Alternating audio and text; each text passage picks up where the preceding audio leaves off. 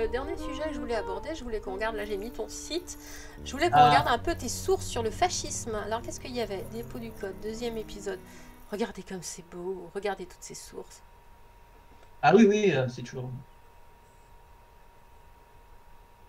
Un baleinier qui vous dit pas attendu. C'est pas forcément péjoratif, oui, oui, on a bien compris. Mais après, c'est vrai que le passé de Trotsky et de Mélenchon fait peur. Hein. Ça, Oui, je sais pas. enfin, je veux dire, il vient de l'extrême gauche, le mec. Clairement. Ah Il y est oui, plus aujourd'hui, mais il vient de l'extrême gauche. Et il a été d'extrême gauche. il a jamais perdu, je veux dire, sa boussole de gauche. Mais c'est, voilà, mais le mec, bah, il s'est formé avec Mitterrand, quoi. Voilà. On n'est pas sur du révolutionnaire, Mitterrand. Voilà. Non, enfin, voilà. Quand il a quitté les Voilà. trotskistes, il a rejoint Mitterrand, qui a, qui lui a donné une nouvelle perspective pour obtenir le pouvoir et changer le rapport de force. Voilà. Et donc, c'est comme ça. Et donc, en fait, il a jamais. Il, il est jamais. Enfin, il est plus trotskiste, mais il a jamais complètement rompu avec ce passé parce que, voilà, ça l'a formé et tout. Mais toujours est-il que maintenant, il n'a plus du tout la même analyse Qu'à que les l'époque. trotskistes Et c'est, qu'à enfin, je veux l'époque. dire, Voilà. heureusement. Enfin, je veux dire, En tout cas, il est capable d'évoluer. les militants de gauche l'appellent le vieux quand même. Hein. Donc, Oui. bon, il a évolué depuis sa jeunesse. Voilà, et voilà, et en rejoignant François Mitterrand, et bah, il s'est dit que c'était plus efficace d'obtenir le pouvoir d'une manière légale et de faire évoluer le rapport de force de façon légitimiste, parce que bah, je pense que pour lui, c'est plus efficace et plus durable de le faire comme ça que d'espérer faire réagir, enfin d'espérer provoquer un mouvement populaire. Et ça fait quand même maintenant près de 80 ans que les trotskistes espèrent générer ce mouvement populaire. Peut-être que leur analyse sur la façon d'obtenir le pouvoir est peut-être pas si bonne que ça, quand même, depuis le temps. Peut-être se le Voilà. demander. Donc, je voulais, Johan, j'ai attrapé Ouais, Umberto Eco. En tout à fait. 95, Umberto Eco publiait dans le New York Review of Book un essai Alors, intitulé Urfascisme, adapté d'un discours qu'il avait tenu à la alors, Columbia voilà. University. Voilà. Il a tenu un discours à Columbia University et ce discours a suffisamment marqué pour qu'il soit publié. Voilà, donc le Et discours donc, est publié. voilà, il a proposé un moyen de reconnaître donc, ce que lui a appelé ourfascisme. Le fascisme Donc en éternel. fait, voilà, qui a été traduit en français par fascisme éternel. En fait, c'est pas pour rien qu'il l'a appelé comme ça, parce que ça mélange de l'allemand avec fascisme, donc de l'italien, justement pour mettre en évidence que, qui parlait d'un courant qui a plusieurs émanations dans différents pays, dans différentes conditions socio-historiques. Puisqu'il y a le fascisme et le nazisme qui sont techniquement pas la même chose. Typiquement, le nazisme est beaucoup plus antisémite que le fascisme. Le fascisme est compatible à l'antisémitisme, mais ma foi, c'est à peu près, pour eux, c'est aussi grave que tout le reste de la population exogène, pardon. Donc, de toute façon, ils sont antisémites, mais comme ils sont islamophobes, on dirait de nos jours. Voilà, il n'y a pas Alors, de alors que, gradation. voilà, chez les nazis, le juif, c'est vraiment l'ennemi, encore plus, même s'ils n'aiment pas tous les autres, le juif, c'est encore l'ennemi. Donc, voilà. Donc, c'est pour bien mettre en évidence qu'il y a des liens. Donc, il a forgé ce mot-là comme ça. Bon, c'était difficile à traduire en français, donc le traducteur a opté pour le fascisme éternel. Euh, Aujourd'hui, pour les courants politiques qui répondent aux critères qu'on va voir, on parle de néofascisme, puisque bah, donc, ce n'est pas le parti fasciste qui apparaît dans ce contexte euh, historique et sociologique précis, mais c'est un héritier, c'est quelque chose qui correspond à ces critères-là. Donc voilà. Donc, il y revenait sur son expérience personnelle du fascisme italien et il avançait une grille d'analyse des signes avant-coureurs du basculement d'un régime politique vers le fascisme. Grasset a été bien inspiré de republier ce texte dans une traduction de l'italien. Nous vous proposons de lister ci-après les 14 points caractéristiques de ce qu'Umberto Eco a nommé le fascisme éternel ou urfascisme que nous avons résumé à partir de notre lecture du texte original en anglais. Dans l'esprit d'Eco, ces attributs ne peuvent s'organiser en système. Beaucoup sont contradictoires entre eux et sont aussi typiques d'autres formes de despotisme ou de fanatisme. Oui, le fascisme n'est pas la seule forme d'autoritarisme qui existe, hein, on en a déjà parlé. Mais il suffit d'un seul pour que le fascisme puisse se concrétiser à partir de cet attribut. Voilà, il y a un effet de cristallisation. Donc, la première caractéristique du fascisme éternel est le culte de la tradition. Il ne peut y avoir de progrès dans la connaissance, la vérité a été posée une bonne fois pour toutes, et on se limite à interpréter toujours plus son message obscur.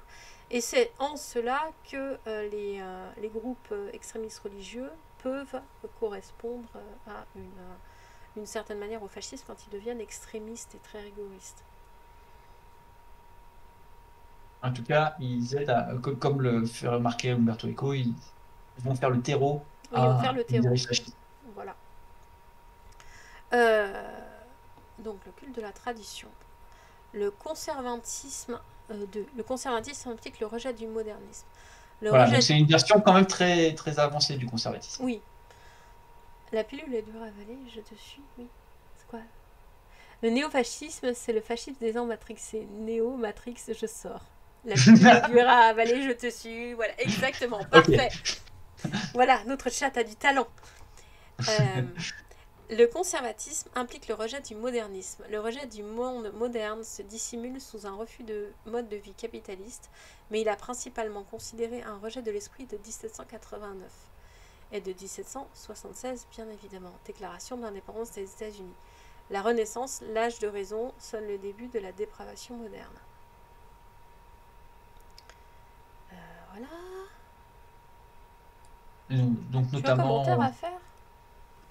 Là, par exemple, ce point-là peut paraître obscur. Une façon de l'illustrer, c'était la fascination qu'avaient les nazis pour l'empire romain germanique, c'est-à-dire une forme fantasmée du Moyen-Âge germanique.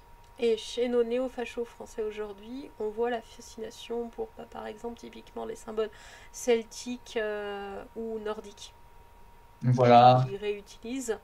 Et l'idée qu'il y aurait une culture française éternelle ou quoi, alors que typiquement, moi, ma grand-mère, elle était institutrice dans les années 50. Elle fait partie des hussards de la République qui ont dû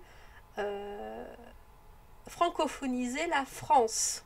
C'est-à-dire que ses élèves, quand elle était jeune institutrice, parlaient le patois. Et elle devait leur interdire de parler le patois en cours. Et ils parlaient le patois dans la cour d'école. Et ils croyaient que ma grand-mère ne parlait pas le patois savoyard. Donc ils s'imaginaient qu'ils pouvaient discuter entre eux sans qu'elle comprenne. Et elle raconte comme ça des anecdotes. À un moment, il y en avait un qui était venu avec une orange. Il s'était fait voler son orange. Et elle les avait fait sortir dans la cour alors qu'il faisait froid, leur disant vous rentrez pas tant que l'orange n'est pas revenu à sa place. Et elle entendait les gamins discuter en patois savoyard. Ils croyaient qu'ils ne comprenaient pas ce qu'ils disaient. Alors que si et tout, enfin il y a des tas de trucs comme ça, des anecdotes qui ont l'air de dater de je sais pas combien de temps, alors que ça date juste du siècle dernier, mais quand même du siècle dernier. Mais ça fait moins ça fait moins d'un siècle, puisque c'est les années 50, c'est un peu moins d'un siècle, ça fait moins d'un siècle que le français est vraiment parlé couramment par toutes les régions de France. C'est quelque chose qui n'est pas forcément facile de se représenter. Parce que c'est sûr qu'à Paris, oui, hein, mais dans les campagnes profondes, comme là où était ma grand-mère en Savoie, non, ça parlait encore le patois dans les années 50. Donc l'idée d'une culture française vraiment unifiée, etc., c'est un fantasme. C'est un fantasme. C'est un projet de la Troisième République qui a fini par se concrétiser assez bien, mais qui a fini par se concrétiser par les facilités de transport, de communication, etc., entre les différentes régions, et la mobilité des gens. parce que, évidemment, contrairement à l'époque, enfin là, euh, typiquement, mon grand-père, il est né dans une commune, dans une maison, et il a construit sa maison à littéralement 200 mètres de la maison où il est né, et il a vécu toute sa vie à 200 mètres de l'endroit où il est né. Ah, c'est obligé. Ça n'existe plus aujourd'hui, ça.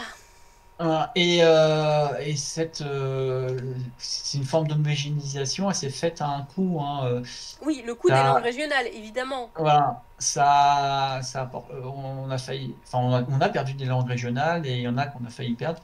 Donc, ça s'est pas fait sans heurts. Il faut pas se le cacher.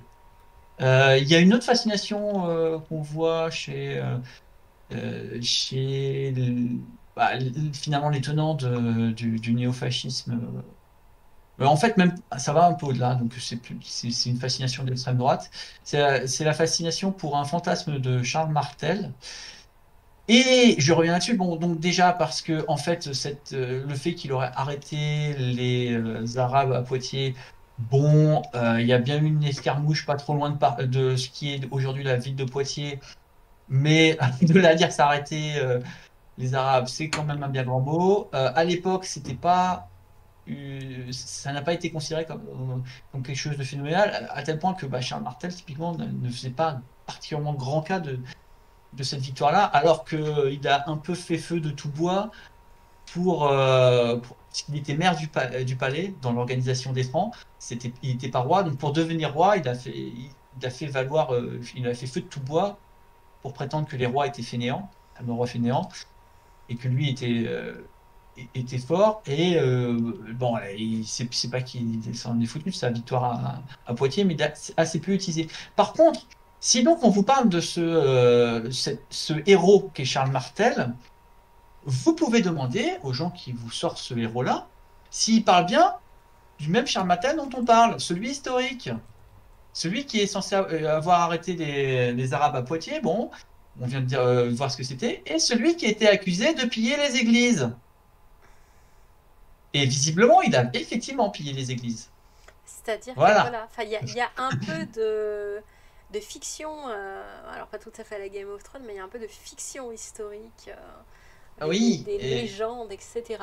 En fait, d'une certaine manière, on a conservé une forme de tradition orale de l'histoire voilà. Et bon, qui est bon, un peu en décalage avec les connaissances réellement scientifiques qu'on peut attester par diverses voilà. méthodes rigoureuses d'études des documents, des traces, de ce qu'on a, quoi. Voilà, donc il y a Voilà pour ça. ce point. On y a passé suffisamment de temps, je pense, là, Oui, oui. maintenant. Alors, 3. Le fascisme éternel entretient le culte de l'action pour l'action. Réfléchir est une forme d'émasculation. En conséquence, la culture est suspecte en cela qu'elle est synonyme d'esprit critique. Alors, il y a des charges, mais ça c'est valable à tout l'extrême droite, contre le monde de la culture qui serait des faux métiers, des paresseux, etc. Et c'est vrai que au niveau des programmes Bah, d'extrême droite, bon, t'es artiste, etc. Bon, tes subventions à l'art, etc. Tu peux leur dire adieu, quoi. alors après, ils ont tendance à subventionner un petit peu, parce que eux, ils Mais savent des ce que trucs c'est. genre le Puy du Fou. Oui, non, voilà. En fait, ils subventionnent uniquement le beau et ils savent ce que c'est le beau. Et bah, étonnamment, c'est toujours un peu le même genre d'art. Vous savez, là, le fameux art mis en avant, par exemple, faut être plus bon, historiquement par les nazis. Voilà. Il y avait l'art dégénéré et Et le voilà. bon art. Et, voilà. Et on trouve ce genre de choses dans les mairies dirigées par le Rassemblement national, qui il va réduire les subventions et ne les donner qu'aux personnes qui jugent dignes de subventions. Et voilà. Et donc, il y a clairement une préférence pour le ressassage du passé et pour un art qui a quand même tendance à être pompier, hein, pareil. Là, donc, Bref. les penseurs officiels fascistes ont consacré beaucoup d'énergie à attaquer la culture moderne de l'intelligentsia libérale coupable d'avoir trahi ses valeurs traditionnelles. Voilà. Le néoclassicisme, non quoi néoclassicisme et le fatalisme de l'art qui montre la force et la puissance du pouvoir de la culture antique bien française. Voilà, on va parler vite fait. Voilà, exactement. Donc, le fascisme éternel ne peut supporter une critique analytique. L'esprit critique opère des distinctions. C'est un signe de modernité. Dans la culture moderne, c'est sur le désaccord que la communauté scientifique fonde le progrès de la connaissance. Pour le fascisme éternel, le désaccord est trahison. Oui, d'où les menaces, là, comme ils se sentent plus pissés, les menaces qu'on se reçoit en tant que militants antifascistes, comme quoi ils vont nous faire la peau parce qu'on est des traîtres à la France, je sais pas quoi, blablabla. Parce qu'on ose mettre de la nuance et contester leurs préceptes qui sont pétés. Voilà, la critique est absolument intolérable et vaut des menaces de mort. C'est très très joyeux. Alors, en outre, le désaccord est synonyme de diversité. Le fascisme éternel se déploie et recherche le consensus en exploitant la peur innée de la différence et en exacerbant. Le fascisme éternel est raciste par définition. Voilà, donc là, il y a tout... Enfin, il y a différents aspects. Alors, il y a il y a un retour d'une espèce de racialisme version 19e. Alors, c'est plus l'angle facial. C'est la carte des QI. Alors, il se trouve que le QI est une mesure, on ne sait pas exactement, ça mesure pas forcément l'intelligence, ça mesure une certaine définition de l'intelligence. Ça mesure la capacité à résoudre des tests de QI. Oui, voilà, donc c'est une certaine définition de l'intelligence un peu restreinte. Voilà. Et le fait est que la faculté à résoudre des tests de QI est très dépendante de la manière dont est organisé le système scolaire. Parce que c'est des formes de logique qui vont être entraînées notamment par le cursus scolaire. Et donc, il peut y avoir un cursus scolaire plus ou moins performant pour résoudre ce type de test de logique. Et comme c'est un test qui est assez ethnocentré, d'une certaine manière, les cultures occidentales... D'une certaine manière. Voilà, oui, très ethnocentré. Mais les cultures occidentales vont en moyenne, enfin les gens issus des cultures occidentales avec un système scolaire occidental vont en moyenne mieux le réussir. Il y a juste, je crois que la carte des QI, il y a le Japon qui s'en sort mieux que l'Europe ou quelque chose comme ça. Oui, parce que cette pensée symbolique voilà, ils correspond bien à leur culture. Ils sont encore meilleurs. Et l'Afrique s'en sort vraiment moins bien, nettement moins bien en termes de moyenne. Et ce qu'on peut dire de ces différences de moyenne, c'est que les différentes cultures, mais plus dans le cadre de la façon dont est organisé le système scolaire, sont plus ou moins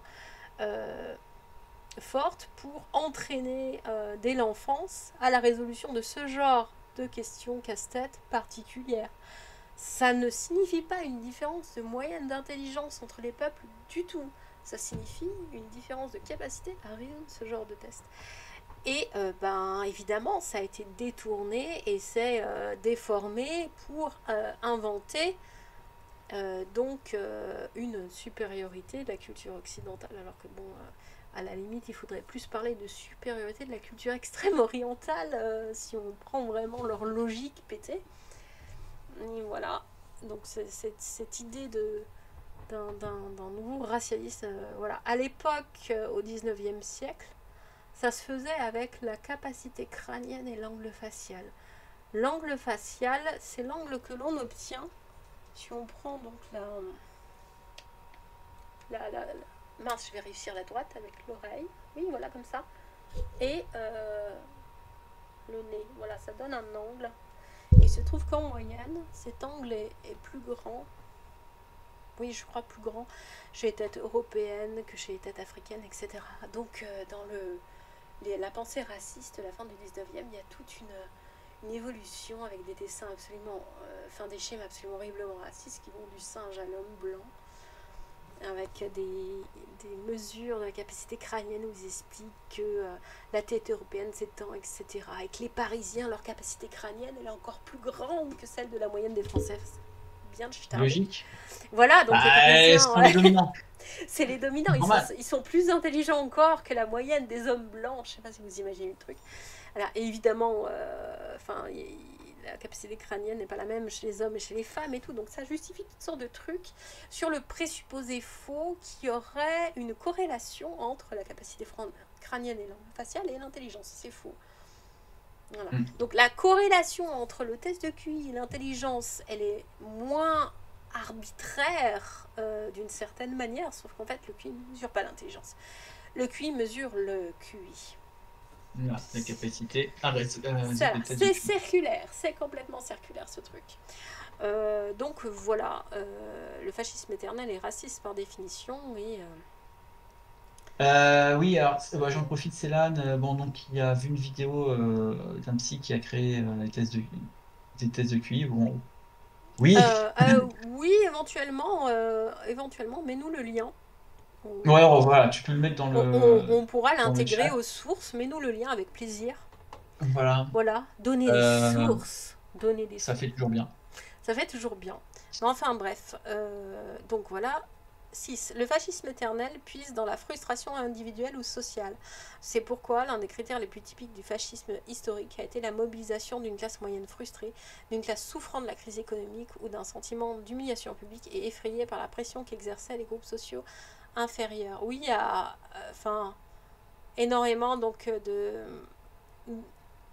d'antagonisation des différentes groupes ethniques, on va dire. Les groupes ethniques sont antagonisés. L'idée que les étrangers nous volent notre travail et à la fois profitent du chômage.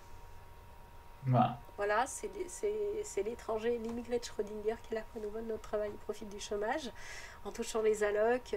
Voilà, cette idée-là d'antagonisation entre des personnes en fait qui sont pauvres.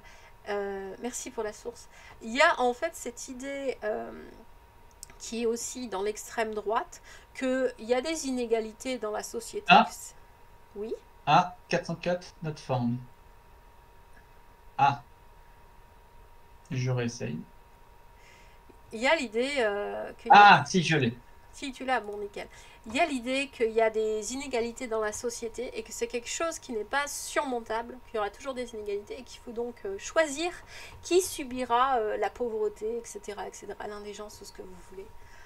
Et de là, une antagonisation des différents groupes, puisqu'il faut choisir le groupe qui sera le groupe bouc émissaire et qui subira les inégalités pour que les autres puissent avoir à manger, en gros. Voilà. 7. Aux personnes privées d'une identité sociale claire, le fascisme éternel répond qu'elles ont pour seul privilège plutôt commun d'être nées dans un même pays. C'est l'origine du nationalisme. Ah oui, alors ça, c'est un point qui est assez important et qui est facilement oublié. La notion de race, au sens où on l'entend aujourd'hui, est moderne. C'est-à-dire que si on remonte au XVIIIe siècle, la notion de race n'a pas le même... ça commence à se développer, la notion qu'on connaît. La notion de race au XVIIIe siècle, en France, c'est une notion de lignée. Donc il y a la race des Mérovingiens, il y a la race, ça peut être aussi la race des Atrides, des races mythologiques, etc. Des races qui peuvent, la race de Juda, donc des races au niveau religieux, etc. Un fin de race, c'est quelqu'un qui n'a pas d'enfant et donc qui met fin à sa lignée. Voilà, et ne pas avoir de race, c'est une insulte qui signifie qu'on te traite de bâtard en fait, de quelqu'un qui n'est pas d'ascendance noble, qui est soit un bâtard, soit quelqu'un qui n'a aucune noblesse. Pas de race égale aucune noblesse. C'est pas le sens actuel de race dans cette expression. Et on part sur une notion de race qui interdit à la personne du peuple ou au roturier de s'imaginer appartenir au même ensemble homogène que le roi, les barons locaux, etc., les comtesses, etc. Les nobles ont une race, les roturiers n'en ont pas, et l'imaginaire du peuple ne permet pas de se projeter comme faisant partie, entre guillemets, de la même race que le roi. C'est absolument... ça, c'est anachronique d'imaginer ça. Donc, il ne peut pas y avoir de conceptualisation d'une race blanche à cette époque, puisque le prolétaire n'est pas juste un prolétaire, c'est un sans race, en fait. Voilà. Et donc, l'idée d'être né dans un même pays comme seul privilège, c'est-à-dire l'idée d'appartenir à une race qui est un ensemble homogène, voilà, c'est une idée du 19e siècle, c'est une idée assez récente. Et c'est l'idée sur laquelle va sonder par la suite la classification des races, etc., qui est une pensée qui n'est pas vraiment possible d'élaborer sans Darwin. Donc c'est vraiment quelque chose de très récent, en fait, vraiment 19e.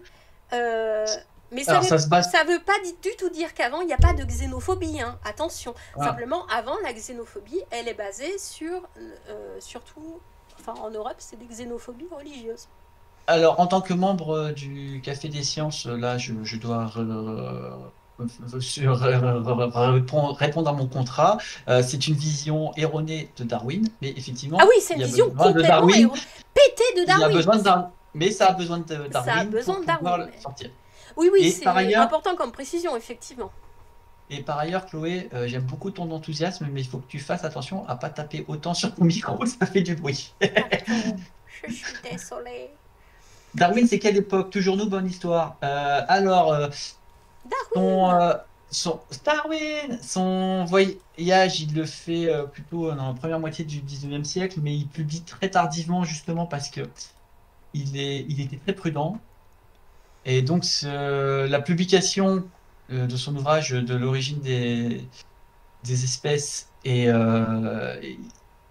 assez tardif. Je suis en train de chercher la date précise pour pas dire de Je bêtises. l'affiche, mais elle va Ah bah s'afficher voilà. bientôt.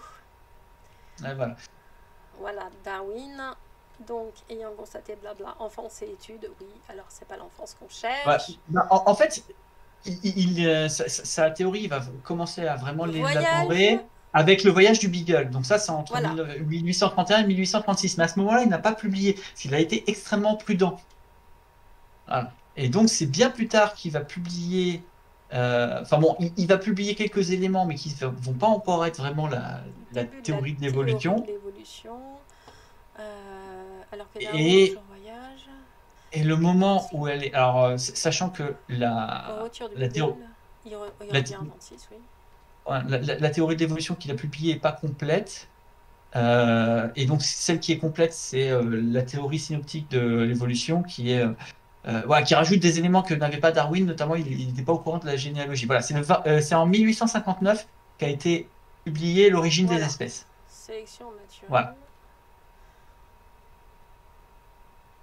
C'était considéré comme un progrès scientifique par rapport à la conception antérieure. Alors, oui, oui, bon, alors, on va pas rentrer sur la question de la notion de progrès scientifique.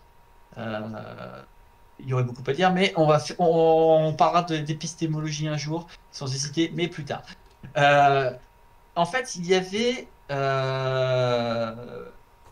en gros deux visions. La vision fixiste, donc en fait les espèces existent, De toute enfin éternité. voilà, sont immuables. Et en fait, celle-là, elle est héritée de la théorie, enfin de ce qu'il y avait avant. Et même finalement, celui qui l'a plus théorisé, même si c'était pas dans ce but-là, c'est justement Platon. Ça y est, je suis en train de perdre son nom. Je ne sais pas de qui tu parles. Le Aristote. philosophe Aristote, voilà. Aristote. Sachant que bon, voilà, faut pas caricaturer Aristote, mais toujours est-il que voilà, il a étudié les espèces et donc c'est lui qui va faire une première taxonomie des différentes espèces. Donc quelque part, c'est hérité de lui. Euh, et voilà. Et à ce moment-là, on avait l'impression que les espèces étaient distinctes.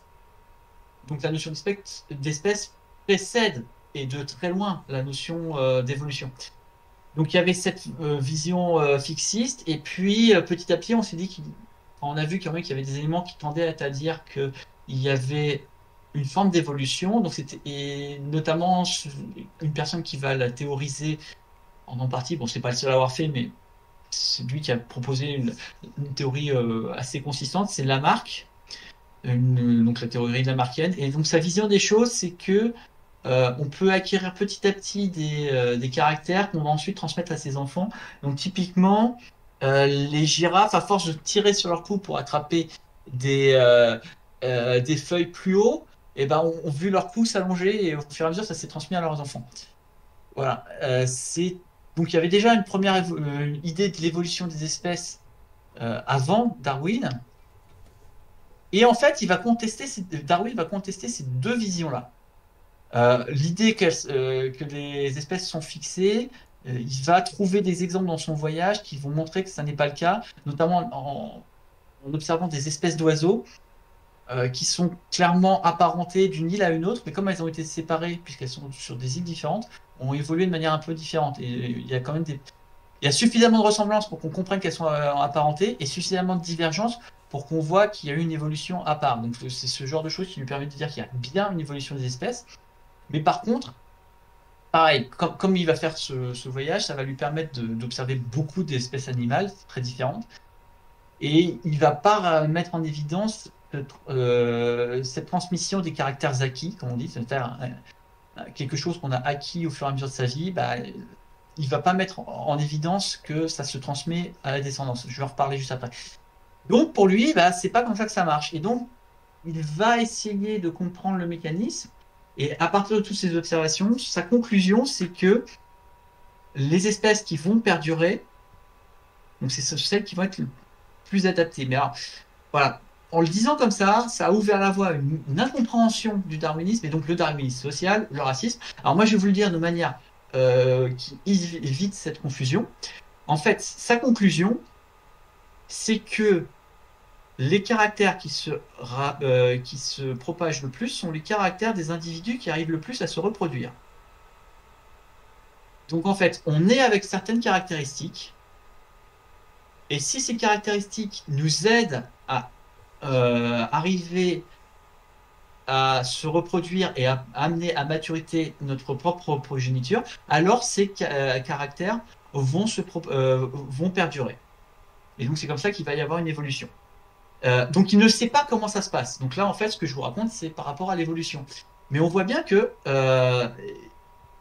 en fait, c'est pas ceux qui sont plus adaptés à leur milieu. En fait, ça peut même être problématique pour pouvoir se propager parce que ce qui est important, c'est de réussir à amener sa progéniture à maturité.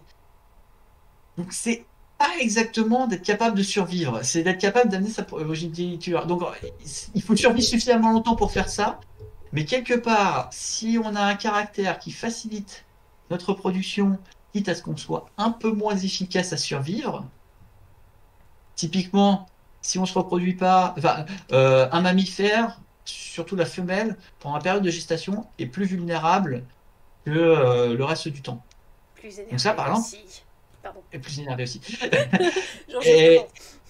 Enfin, oui, oui, mais enfin, bref.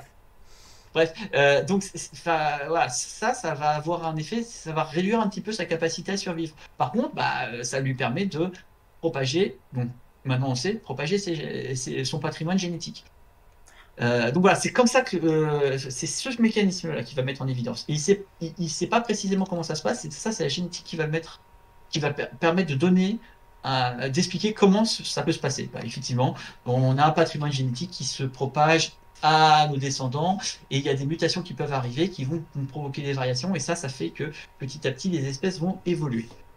Bah, Maintenant, maintenant, on a réussi à mettre en évidence une petite transmission, elle n'est pas énorme, hein, une petite transmission de certains caractères acquis. Et donc ça, c'est l'épigénétique. Il se trouve que certains caractères vont pas influencer notre ADN, mais par contre la façon dont elle va être interprétée par l'organisme. Et donc cette façon, ça peut se propager aussi un petit peu sur notre descendance. Par contre, la propagation par génétique va perdurer dans le temps, alors que l'épigénétique, ça va se propager sur une ou deux générations. alors, Euh, notamment, enfin, j'ai lu, enfin, quand je me renseignais et tout, je sais pas si c'est ça dont tu parles, mais le fait est que des troubles comme le trouble anxieux généralisé, etc., peuvent induire, en raison du stress durant la grossesse, etc., ça peut corréler avec plus d'enfants qui ont des problèmes de TDAH ou des choses comme ça. Mm. Enfin, des trucs comme ça qui peuvent se transmettre par rapport au stress, etc., pendant la grossesse. Et alors, Enfin, se transmettre, entre guillemets, quoi, mais qui vont conditionner un certain développement, on va dire, du fœtus. voilà. Et alors, Célan, parle de la question de l'entraide. Alors, effectivement, ça, c'est une incompréhension du darwinisme social. Euh, donc, donc, le darwinisme social comprend l'évolution comme la survie du plus apte. Et donc, il va dire que bah, voilà, pour que la société évolue, il faut bah, que les plus aptes soient en mesure de se D'ailleurs, propager. enfin, Et tant pis pour les moins aptes. je vais faire une petite parenthèse, mais dans l'idée de la théorie conspire du grand remplacement, quand elle est déclinée par les néofascistes, on trouve à la fois l'idée que c'est un problème parce que donc les étrangers vont avoir plus d'enfants, ils se reproduisent plus, etc. Donc ils sont plus aptes à se reproduire quelque part, et c'est pour ça qu'ils peuvent entre guillemets remplacer les Européens, je sais pas quoi, blabla. Et de l'autre côté, c'est une mauvaise chose parce que les Européens ont une génétique supérieure, enfin le truc de suprémaciste Voilà. blanc, voilà. Et donc ils ont compris l'idée de celui qui, qui, qui va dominer génétiquement, c'est celui qui se reproduit le plus. Ça, voilà. Mais ils veulent garder l'idée de la mauvaise compréhension du truc à la fois. Et ça donne les deux trucs en Euh, même temps de manière très confuse. bon, bref, donc, ouais. Donc la question de l'entraide, donc voilà, donc les darwinistes sociaux, donc ils ont compris que c'est la survie du plus apte. Donc pour qu'une société qui évolue dans le bon sens, il faut que les plus aptes survivent. Et tant pis pour les moins aptes. Voilà, Et en fait, d'où l'eugénisme et donc notamment voilà, l'idée l'idée de faciliter le suicide des personnes handicapées sans faciliter l'accès aux soins est une idée très très darwiniste sociale. voilà. Et donc ça, c'est une incompréhension de la théorie de l'évolution, et donc notamment de ce qu'a écrit Darwin, parce que en réalité, lui, il parle de la capacité à amener sa progéniture à maturité. Et chez certaines espèces, les espèces sociales, dont fait partie Homo sapiens, donc l'être humain, en fait, on fonctionne par société. Et pour amener notre progéniture à maturité, on ne peut pas le faire seul. Et il y a Et un donc, réflexe de la plupart des adultes. Si on voit un gamin s'éclater dans un square ou je sais pas quoi, tomber de vélo et qui tombe de vélo juste en face de nous, ou un gamin qui est dans un vélo qui a perdu le contrôle et qui va aller sur la route, les adultes ont comme réflexe d'aider le gosse. voilà. Même si Parce c'est pas que, le leur, ils ont comme réflexe d'aider. C'est un réflexe social. La plupart des adultes, hein, pas tous, mais tu voilà, vas relever le gosse, tu vas t'inquiéter du gamin, voilà. Si la plupart des adultes s'y croisent un enfant de 5 ans qui déambule dans la rue tout seul, ils vont avoir comme réflexe d'attraper le gosse et de l'amener au flic pour dire écoutez, là il y a un problème, ce gamin de 5 ans n'a pas à être dans la rue tout seul. voilà. Parce que donc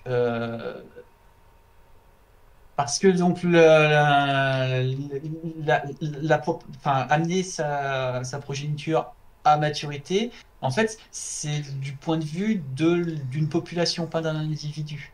Un Mm. individu, en fait, même, il aurait intérêt à plutôt garder son énergie pour survivre.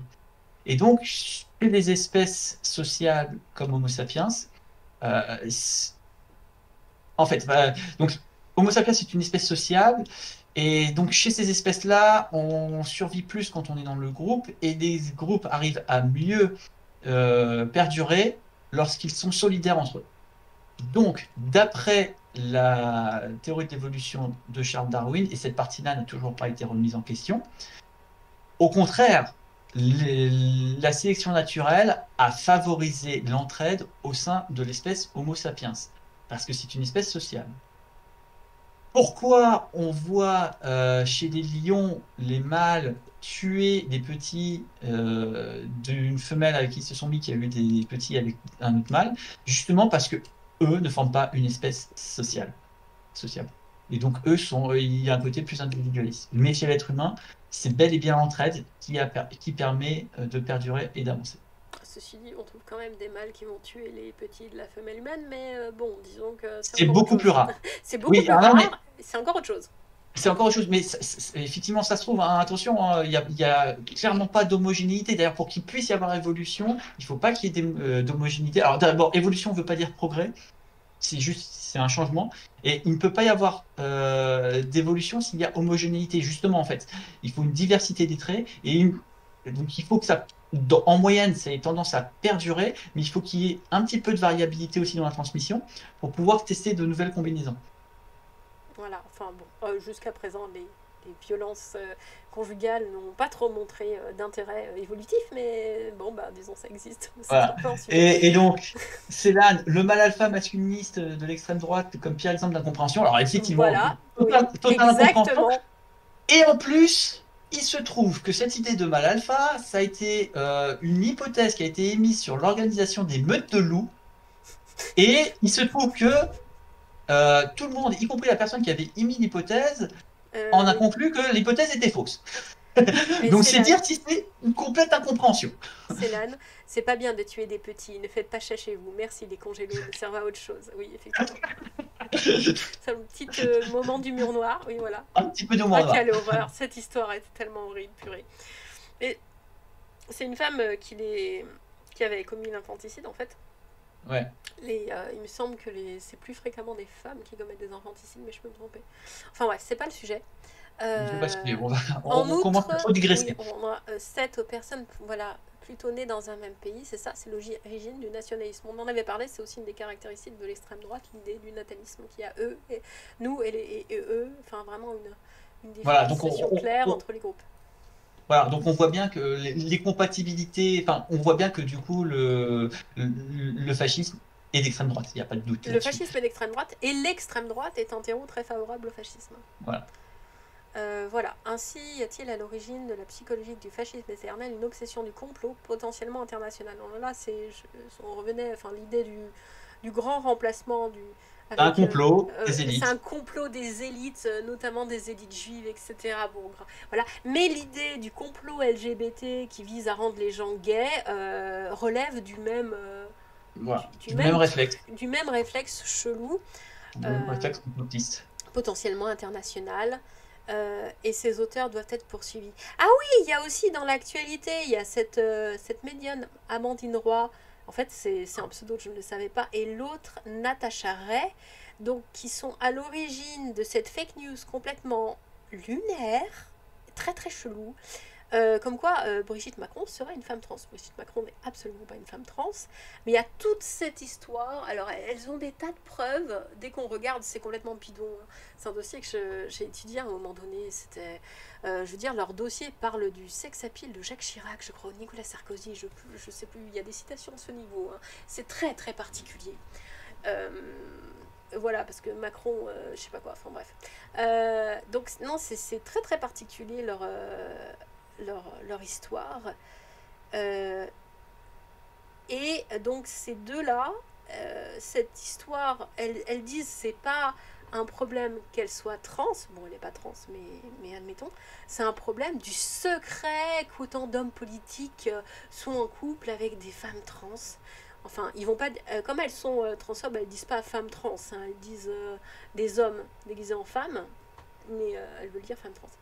Et elles sont dans cette idée-là, donc d'un complot, comme quoi il y aurait une espèce d'infiltration LGBT cachée au sommet de l'État, machin. Et ensuite, il y a des gens qui partent là-dessus et qui disent ah oui, mais ils sont pas les seuls. Et là, il y a une photo de Pompidou et sa femme, genre quoi.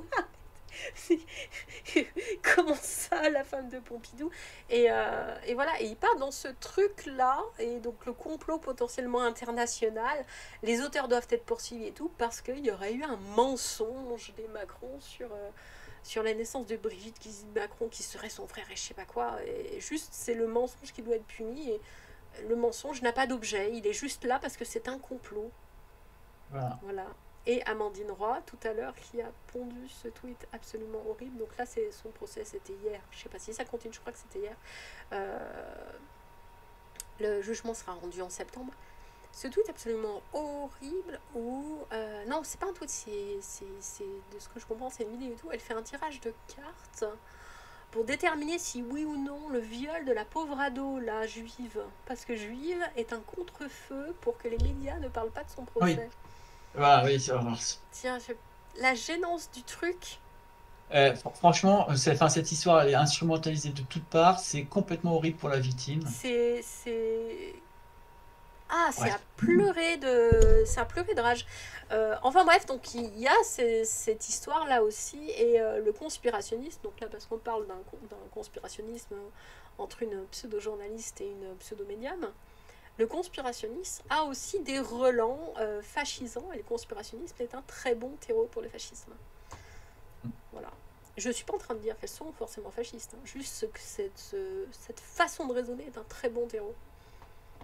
Voilà. Après, clairement, elle partage des trucs d'extrême droite aussi. Oui. Voilà. La meilleure façon de contrer le complot est d'en appeler à la xénophobie, mais le complot doit pouvoir aussi venir de l'intérieur. Oui, ça c'est toute l'histoire des ennemis de l'intérieur, et donc l'histoire d'une prétendue trahison des Macron par une prétendue donc mensonge sur l'identité réelle de Brigitte Macron, qui serait son frère. Mais sérieux. Bon bref. Ouais, c'est vrai en plus. Oh, bon, bref, on va pas trop s'attarder là-dessus. Voilà, on va pas trop s'attarder là-dessus. Les partisans du fascisme doivent se sentir humiliés par la richesse ostentatoire et la puissance de leurs ennemis. Les gouvernements fascistes se condamnent à perdre les guerres entreprises car ils sont foncièrement incapables d'évaluer objectivement les forces ennemies.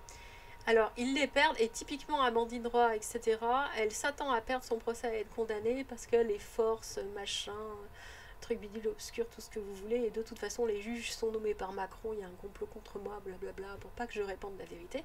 Donc le conspirationnisme est aussi pas mal dans cette veine-là. Et les gouvernements fascistes se condamnent à perdre les guerres entreprises car ils sont foncièrement incapables d'évaluer objectivement les forces ennemies. Et là, on a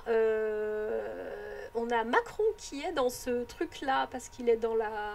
J'allais dire la déréalisation. Je suis pas en train de dire que Macron est fasciste, mais c'est ce dont on parlait tout à l'heure.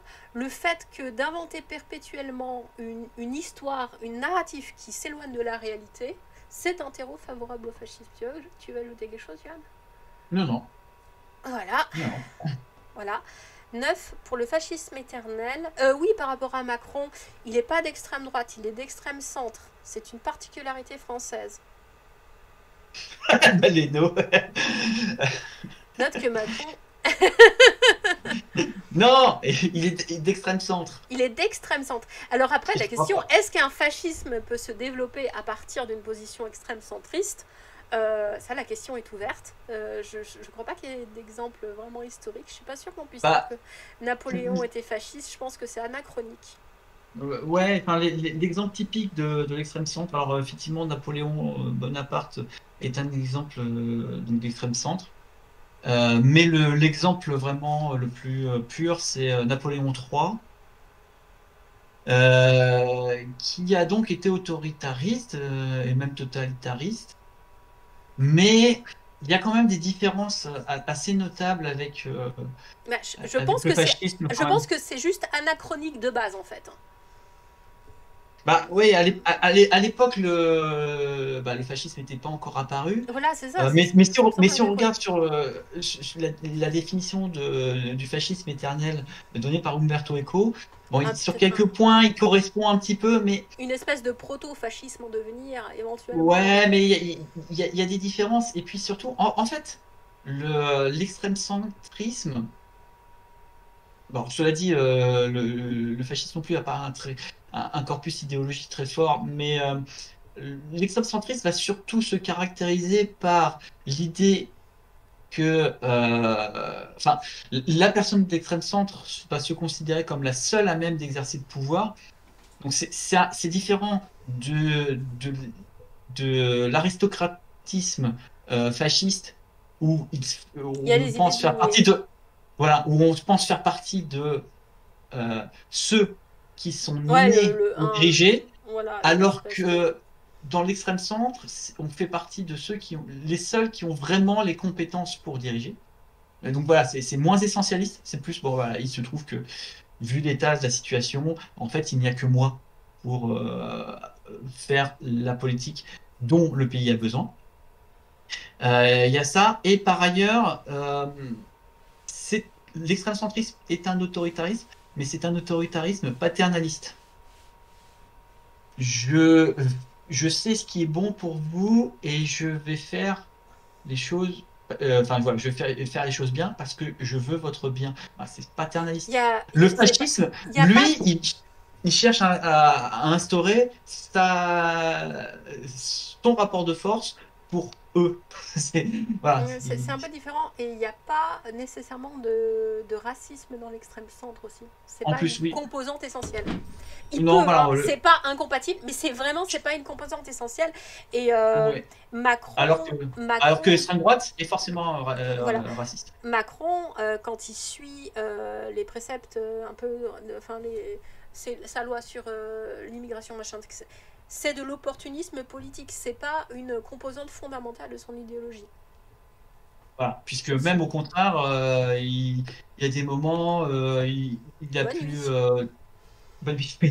Il y a des moments où il a pu déclarer que l'immigration était une chance en fonction de ce qu'il pensait qui allait lui apporter le plus. Voilà, et il ne faut pas confondre cet opportunisme politique avec une idéologie réellement profondément ancrée dans le racisme et la xénophobie.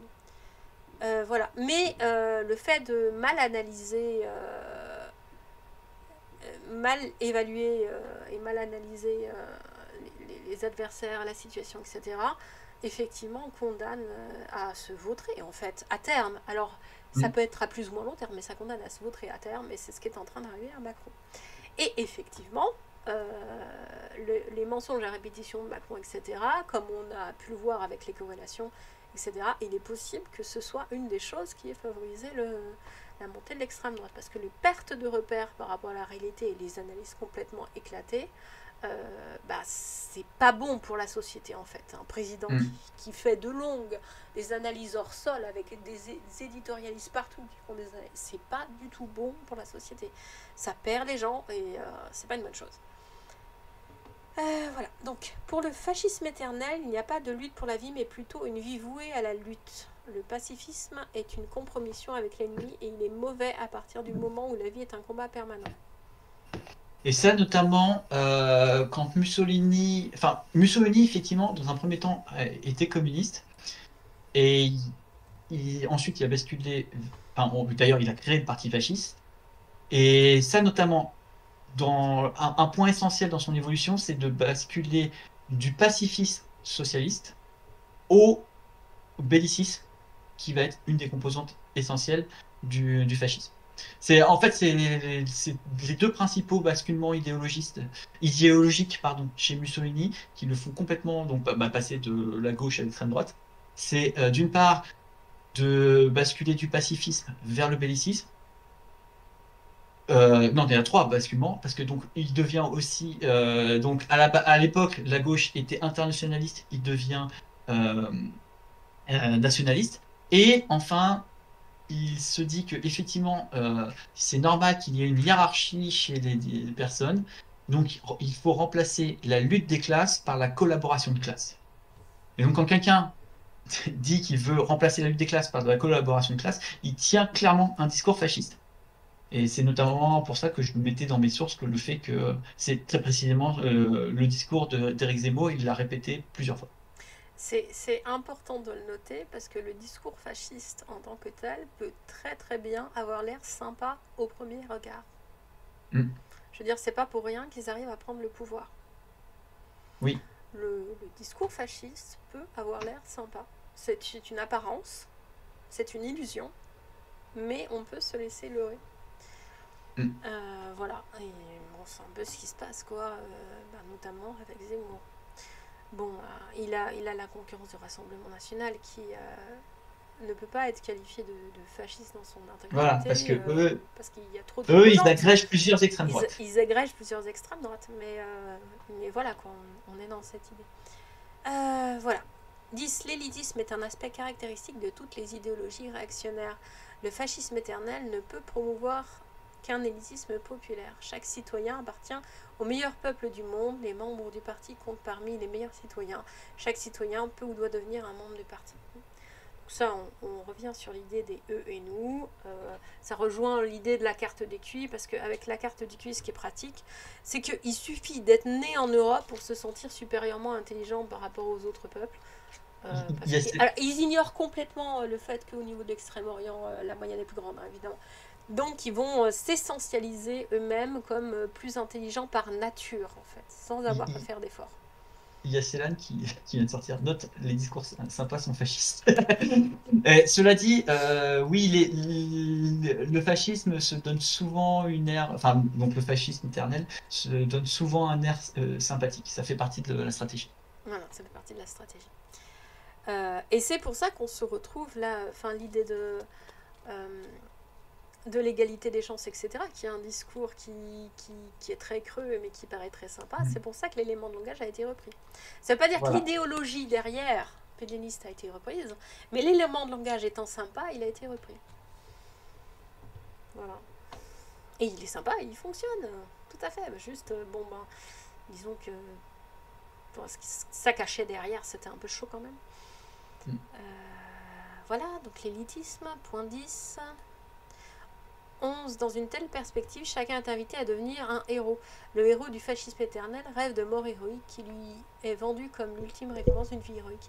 Et là, bah, je vais faire un parallèle avec les tweets que j'ai lus tout à l'heure là, sur la personne investie par Reconquête, là, qui parlait qu'il aurait bien voulu lui aussi assassiner des musulmans dans une mosquée, etc.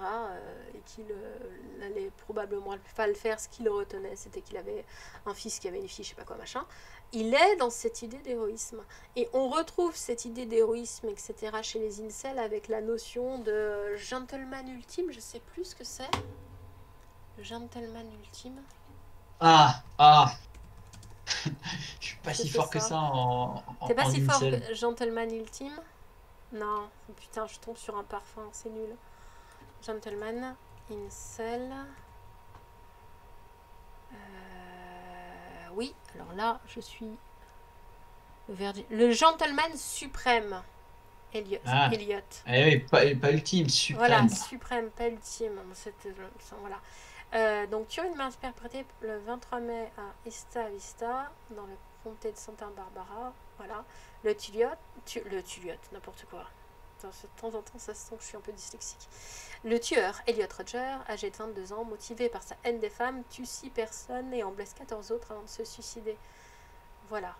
Donc, la misogynie, les armes à feu, etc. Et donc, il y a une histoire là de martyrs, etc. Et les incels l'appellent le gentleman donc suprême. Donc, il y a une héroïsation de son geste. Il est devenu un héros en assassinant des innocents, etc. Et on retrouve la même héroïsation chez les terroristes au niveau des attentats suicides. Les attentats suicides du terrorisme islamiste. Mais après, c'est pas forcément réduit à ça, mais notamment, on retrouve la même idée de sacrifice, etc. Du héros qui sacrifie lui-même pour tuer un maximum d'êtres inférieurs, je sais pas quoi, machin, ou de traîtres, ou de etc., etc., etc. Et donc les mouvements réactionnaires comme les incels, ou donc, on l'avait déjà dit, les intégrismes religieux, etc., sont des théories très favorables à ce genre de dérive. Voilà. Le fascisme éternel transporte sa volonté de puissance sur le terrain sexuel. Il est machiste, ce qui implique à la fois le mépris des femmes et l'intolérance et la condamnation des mœurs sexuelles hors normes, chasteté comme homosexualité. Et donc aussi la transidentité. C'est pour ça que les partis d'extrême droite, mais évidemment les partis qui ont des tendances fascistes, vont être extrêmement hostiles à la communauté LGBT. Voilà.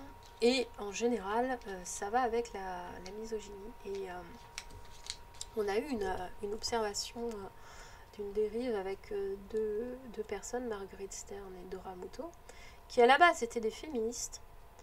Et elles ont complètement viré de bord en quelques années.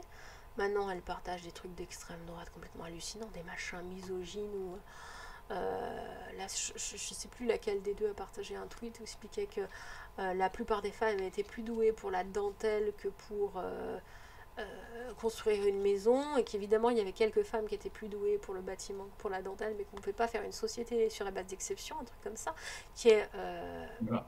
On est loin du féminisme Ah, on désormais. est très très loin du féminisme. Et elles en sont arrivées là, donc leur mutation, c'est par le terfisme, enfin le mouvement TERF, donc des féministes prétendus qui excluent les trans du mouvement féministe. Et en fait, ce sont des mouvements qui grenouillent avec l'extrême droite machiste, etc., qui sont des terreurs donc favorables au fascisme, évidemment.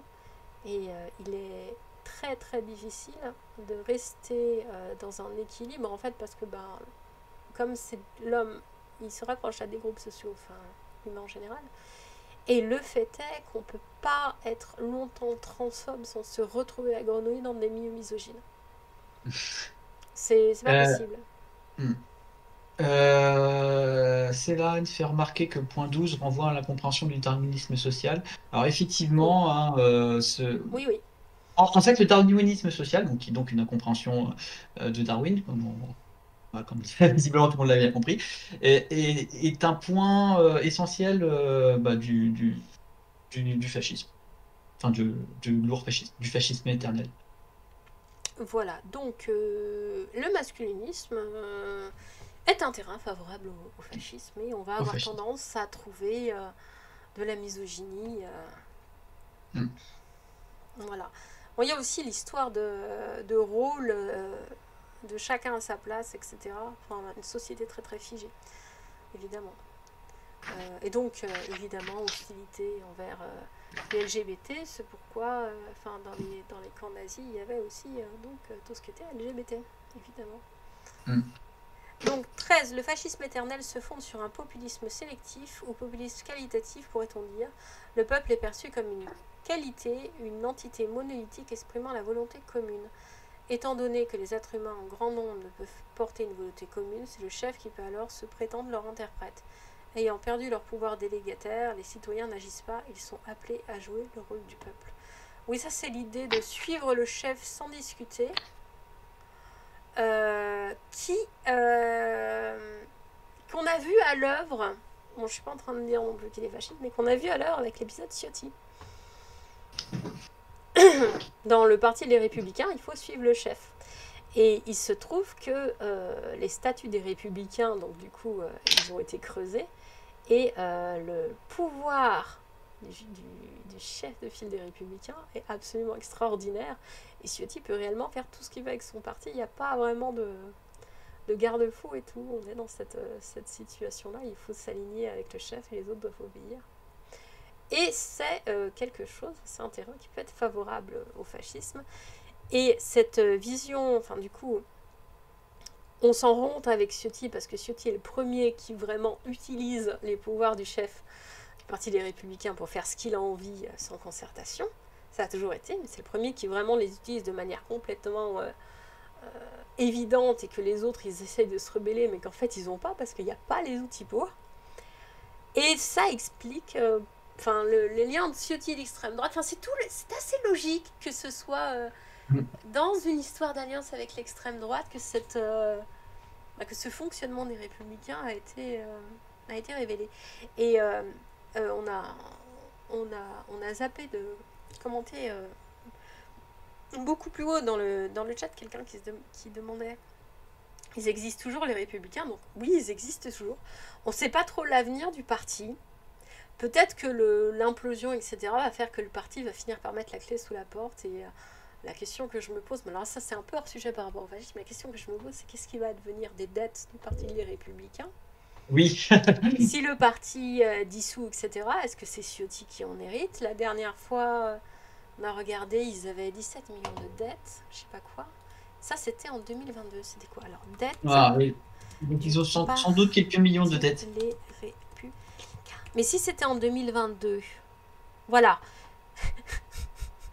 D'une dette de 73,4 millions d'euros en 2014, le parti affichait encore fin 2022 des créances à hauteur de 17 millions d'euros, malgré les efforts menés à marche forcée pour redresser les comptes. Donc, est-ce que Ciotti risque d'hériter de 17 millions d'euros de dette si le truc explose? C'est une vraie question. Est-ce que 17 millions d'euros, c'est avant la campagne présidentielle de 2022 qui n'a pas été remboursée? Je me pose des tas de questions là-dessus. Bon, c'est un peu hors sujet. Mais voilà, quoi. Voilà. Une petite question qui se pose sur l'avenir des En, Républicains que en tout Ciotti a fait cas, exploser en utilisant à fond les prérogatives du chef.